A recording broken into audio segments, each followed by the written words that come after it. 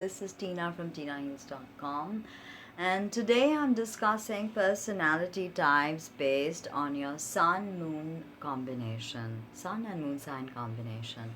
So, if you don't know your moon sign, then you're definitely missing out because there's a lot more going on with your natal chart than just your sun sign. Yes, that's a very important aspect of it, but that's just one aspect of it. Okay, now there are 9 planets in astrology. The sun and the moon are also considered planets in astrology.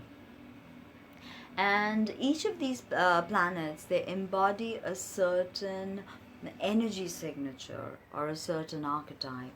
The sun represents your exterior self, um, your goals, your dreams, your visions, your ambitions, how you want to be perceived, how you take your key and project it out into the world, uh, how you want to be seen, the mask you wear, the Jungian mask that you wear is the sun sign. Your father is the sun, okay? The moon, on the other hand, is all about emotions. It's a yin component, the feminine side. It's all about your emotional body, how you emote, how you connect, how you feel.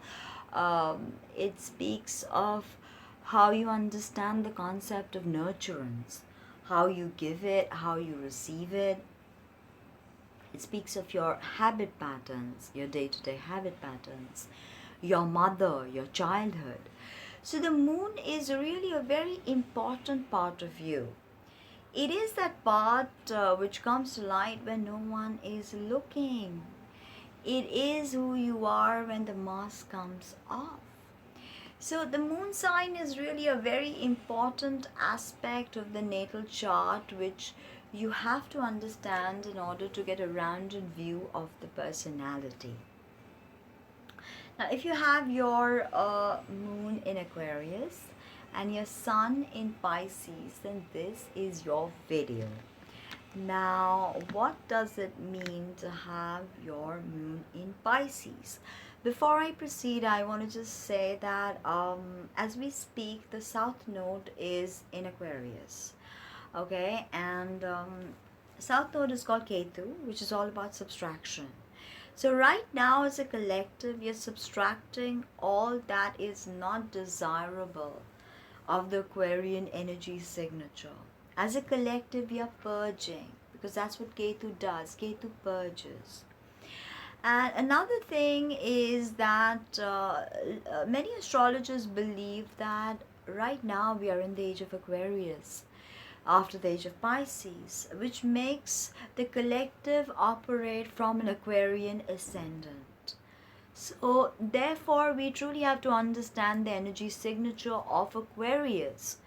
And rightly so, because Aquarius is the 11th sign of the zodiac which deals with community.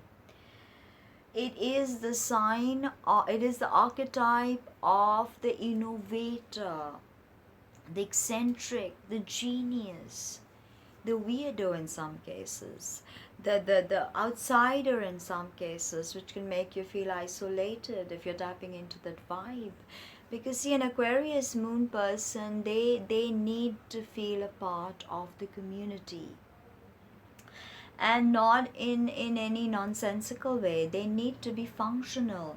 They need to be innovative with their ideas, with their plans, with their exchanges. They want to appear as a very solid and dependable and important individual in the community, and that's very important to them. If you have an Aquarius moon friend, you may notice that they tend to bring friends closer. They will organize do's, they will organize dinners, they will call people, they will network. They are good friends, really. They're amazing friends. They are there. They are very dependable. Remember, Aquarius is a fixed sign, so they're very dependable and fixed in some ways, but because of the Uranian energy, there's always a sense of unexpectedness from them or rebelliousness from them. So an Aquarius friend may give you solid advice, channeling in Saturn, and then may give you completely, something solid, but which can appear to you as rebellious or really strange. Aquarius is strange, okay? So Aquarius moon is, the moon is not comfortable in Aquarius because no planets are exalted in Aquarius, okay? Which, not even the sun, so which makes the moon uncomfortable because moon wants to feel, connect and nurture and all these things, and very personal, one-on-one, okay? The Aquarius on the other hand does want to connect and do all these things, but their expression is more towards the community. They are not so open to having one-on-one with their lovers. They're just so quirky and funny, and they'll make a joke and they'll intellectualize the whole experience, that they will not really start communicating one-on-one and going deep into emotions, which can drive someone like who's Pisces crazy. But you've got a Pisces sun in there. So somewhere you understand what I mean by emotions, right? And Aquarius moon may not feel that because you're analytical, if you look at Aquarius, there's an inherent duality in this sign. Look at the gleaf, the two waves. The waters of life are poured forth, okay, for humanity. Now these waters of life are not water, they are electrical currents, okay? They are sine and cosine waves, electrical currents. So there is this duality that we can perceive in the gleaf. All air signs are dualistic, but Aquarius more so, because if you look at the two rulers of Aquarius, Saturn in traditional astrology and Uranus in modern astrology. And Saturn's all about structure, setting them up, and Uranus is all about deconstructing those structures. So an Aquarius native is always being pulled back and forth between standing with conventional methods and bringing in revolution. They do tend to swing more with Uranus, I know that, but Capricorn is more Saturn signature. So Aquarius moon, you'll dress quirky, different. Sorry. You won't like conventional relationships. You're open, broad-minded, liberal. Now you have your sun in Pisces. So sun is how you want to be perceived. Pisces is the last sign of the zodiac, which is again dualistic. It's a water dualistic sign. The two fish are swimming away in two directions. Pisces is all about dissolution. If you look at the ruler of Pisces, it's Neptune, the higher octave of Venus.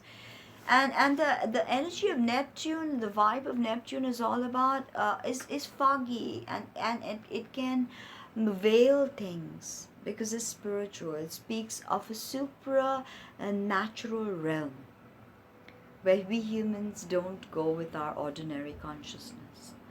So Pisces is always being pulled into that interdimensional space, and is being pulled to the gravity of this world.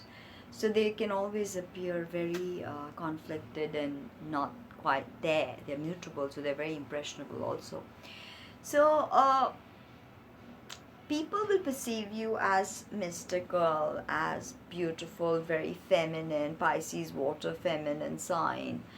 Very glorious. Pisces, Neptune rules cinema, so you could be an actor with Pisces. You could be an artist, because the Pisces is really the archetype of the mystic, but I think they are the mystical artists.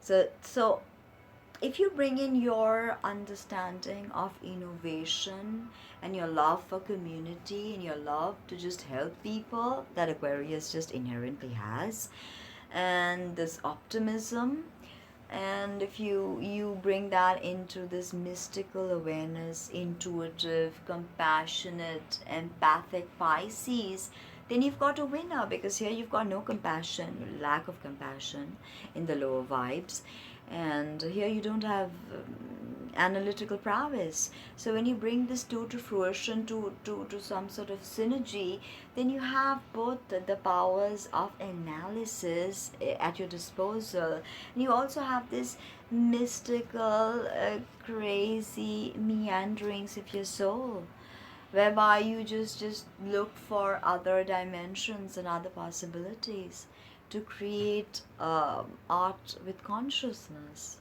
I mean, that is what Pisces does best, creates art with consciousness. That's why they are the mystics, the archetype of the mystic. So you've got the archetype of the innovator and the mystic. So bring it in the spiritual realm, show us what you can do and how you can innovate, and bring that into the realm of healing. Pisces Sun people, loads of them are healers, tarot readers, loads of them. So I hope you like this video as much as I like making it for you. Please don't forget to like, comment, subscribe and share, and check out my body of work at www.tinaheals.com. Thank you.